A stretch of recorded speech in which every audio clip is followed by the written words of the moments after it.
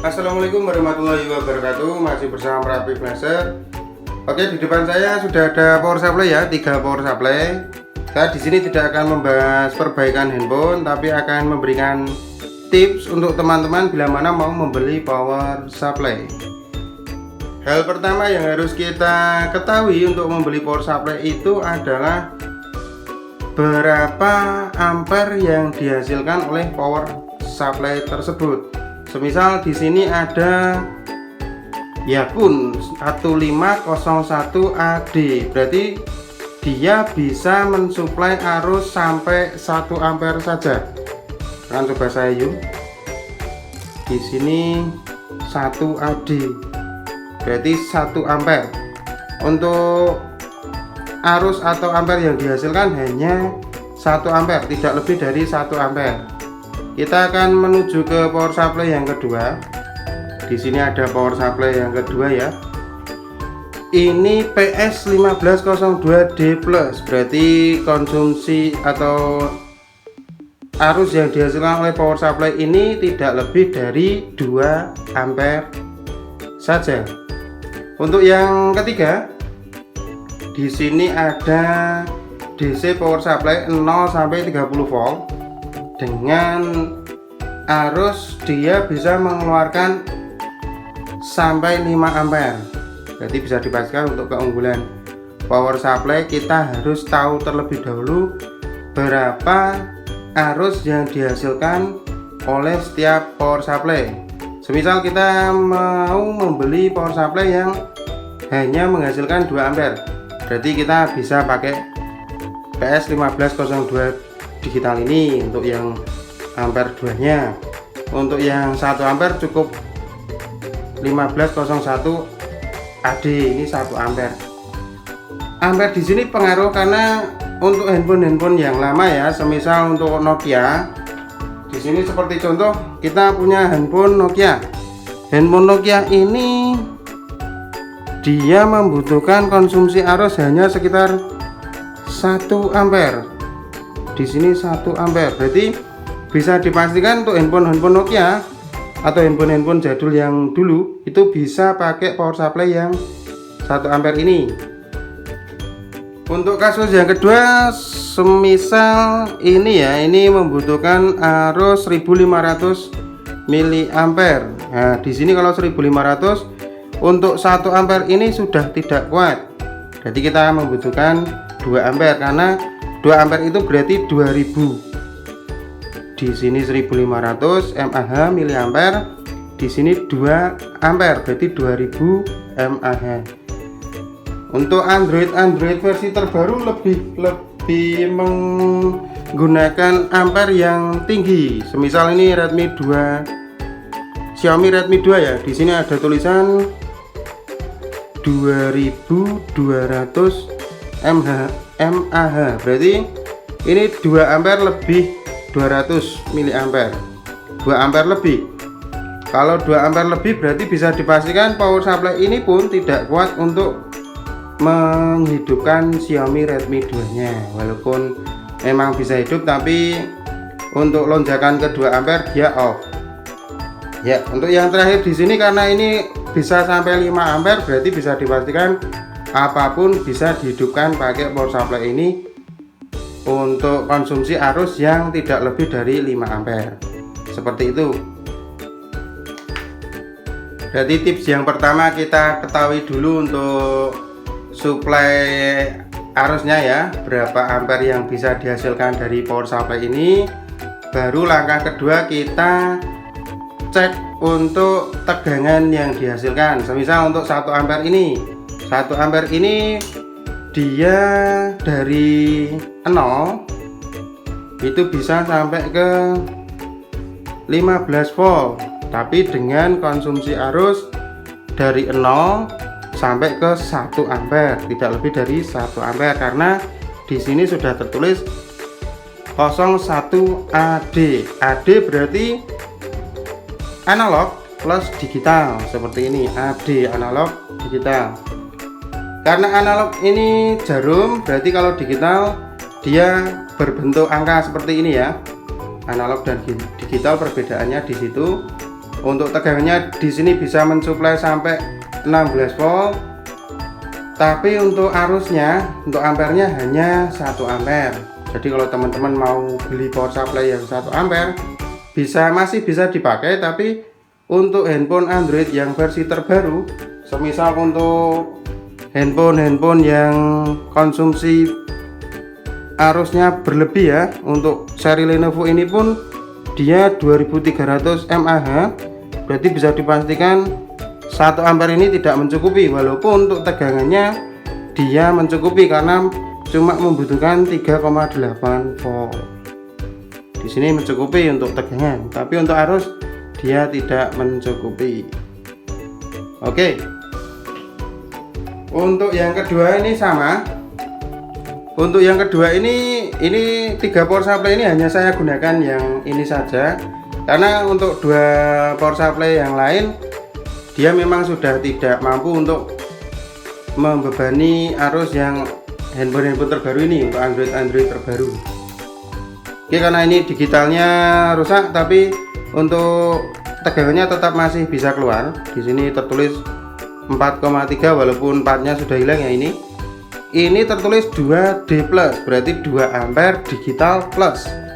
Plusnya ini dimaksud karena dia punya current, punya apa ya ini, mau kita ukur ke berapa ampere dia bisa. Dari 0,6 ampere sampai 2 ampere dia bisa menghasilkan ampere seperti itu, bisa kita ukur, bisa kita pilih untuk ampernya, bisa kita adjust. Jadi di sini bisa kita pilih ke 1 ampere, 2 ampere bisa. Plusnya di sini juga bisa dikategorikan penambahan voltase. Di sini bisa milih ke 7,2 volt, 6 volt, terus 4,8, 3,6, 1,5. Di sini ada adjust ya, ada pemilihan saklar untuk voltase yang ingin dipakai. Tapi saya lebih suka ke 0 sampai 15 volt karena kita bisa memilih berapa voltase yang bisa kita gunakan, seperti itu. Oke, di step yang kedua ini berarti kita tahu berapa ampere yang digunakan, berapa voltase yang bisa disuplai dari kedua power supply ini. Kita masuk ke yang 3005D. Karena di sini ini power supply-nya yang terbaru hanya ini, berarti ini bisa untuk mencakup 2 power supply ini ke dalam 1 power supply. Jadi power supply yang ini cuma 1 ampere, yang ini 2 ampere, di sini sudah 5 ampere. Berarti 2 power supply ini ampernya untuk 1 power supply pun bisa mencukupi. Di power supply yang terakhir ini di sini menggunakan 5D, berarti 5 digital. Kita hidupkan. Kelebihan power supply yang ini itu bisa dipastikan lebih spesifik dibanding dengan 2 power supply yang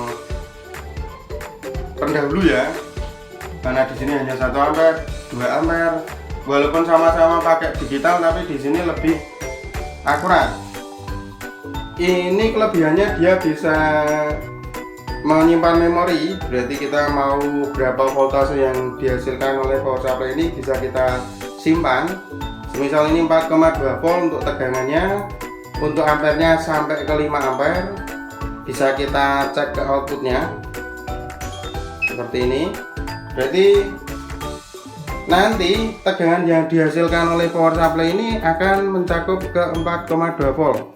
Kita akan coba cek pakai multimeter ya. Di sini DC. Kita akan coba ukur berapa tegangan yang dihasilkan.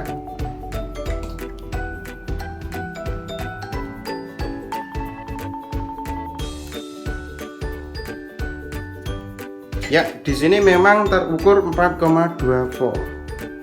Berarti akurasinya memang benar-benar dia tegangannya di 4,2 volt. Ya, seperti itu. Semisal untuk memori yang kedua, saya akan mencoba memilih voltase yang lebih rendah.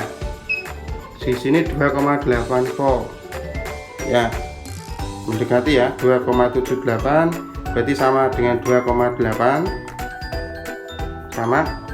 Untuk ampere di 2,8 juga saya membutuhkan 5 ampere.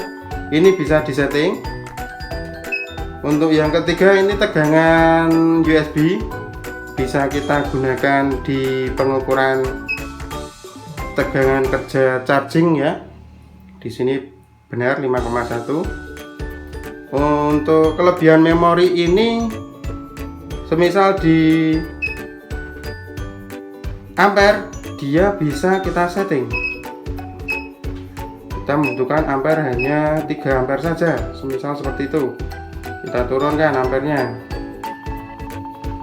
Ya, berarti di sini ampere yang dibutuhkan tidak lebih dari 3 ampere saja.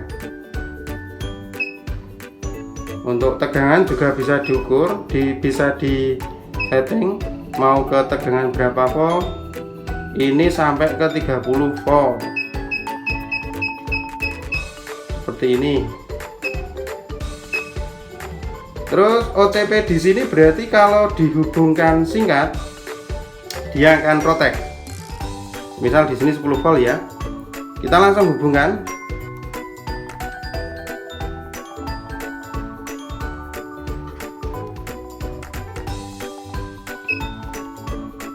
Kita pakai yang 5 volt saja.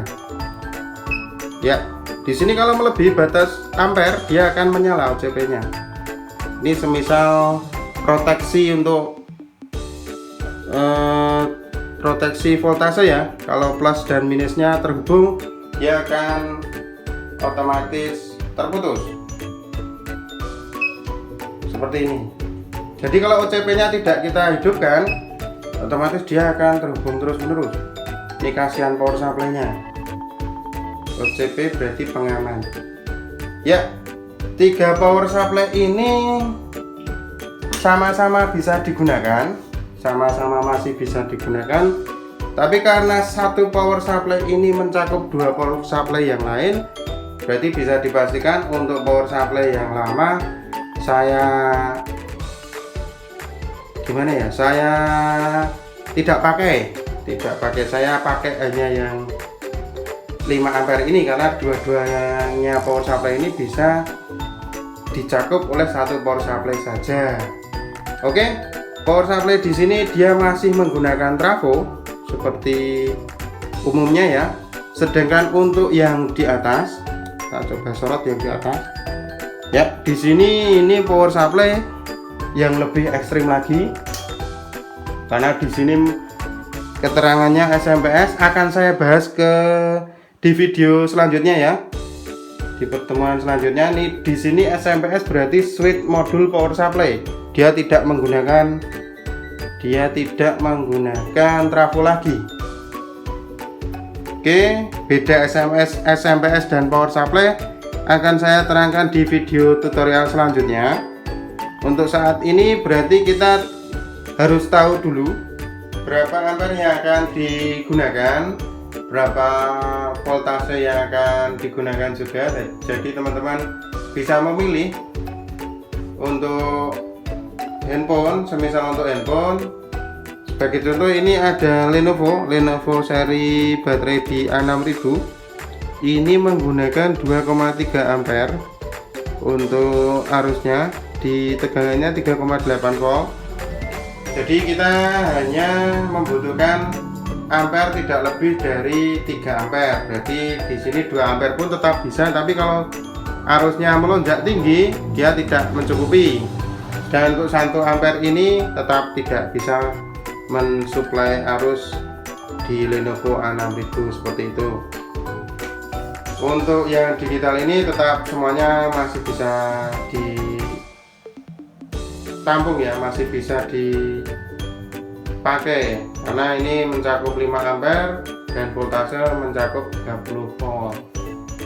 Untuk handphone yang terbaru saat ini, karena banyak handphone yang baterainya tanam, Jadi kita tidak bisa mengukur secara langsung ya berapa tegangan yang dibutuhkan, karena kan kalau tanam kita harus membongkar terlebih dahulu. Jadi kita bisa menggunakan tegangan kerja charger saja untuk pengecekan. Semisal di sini memori ketiga saya gunakan untuk 5,1 volt, kita ukur tegangan kerja dari charger itu sendiri. Kalau berapa arusnya kita bisa tahu. Bagaimana cara untuk pengukuran arus di tegangan kerja, di tegangan charger, tegangan kerja charger? Kita karena tidak membutuhkan jepit buaya lagi karena handphonenya sudah tanam ya, kita bisa menggunakan USB seperti ini. Jadi untuk 5,1 volt kita hubungkan ke USB seperti ini, ada di pembelian ya, biasanya seperti itu. Karena untuk tegangan kerja charger kita butuh 5,1 volt atau 5,2 volt seperti ini, kita sambungkan ke charger. Kita akan tahu berapa konsumsi arus yang dibutuhkan handphone normal. Sedangkan untuk handphone yang mati, arus yang dihasilkan pun dia akan tetap diam. Untuk pengecekan secara lebih rinci bagaimana caranya untuk cek tegangan kerja charger akan coba saya buatkan tutorial di tutorial selanjutnya. Yang pasti untuk handphone terbaru ini saya lebih suka cek menggunakan charger, karena untuk baterai tanam sulit dalam pembongkaran, kita bisa pakai bantuan tegangan kerja charger. Jadi kesimpulan di sini teman-teman bisa tahu dulu apa yang mau dibeli, berapa ampere yang dibutuhkan konsumsi arusnya, berapa tegangan kerja yang bisa disuplai dari power supply itu sendiri, dan cara kerja power supply itu sendiri. Kesimpulannya di sini teman-teman harus tahu dulu berapa yang bisa dikeluarkan oleh power supply itu. Oke, semoga tutorial kali ini bermanfaat. Nantikan tutorial-tutorial selanjutnya dari kami Merapi Flasher. Akhir kata, wassalamualaikum warahmatullahi wabarakatuh. Mantap.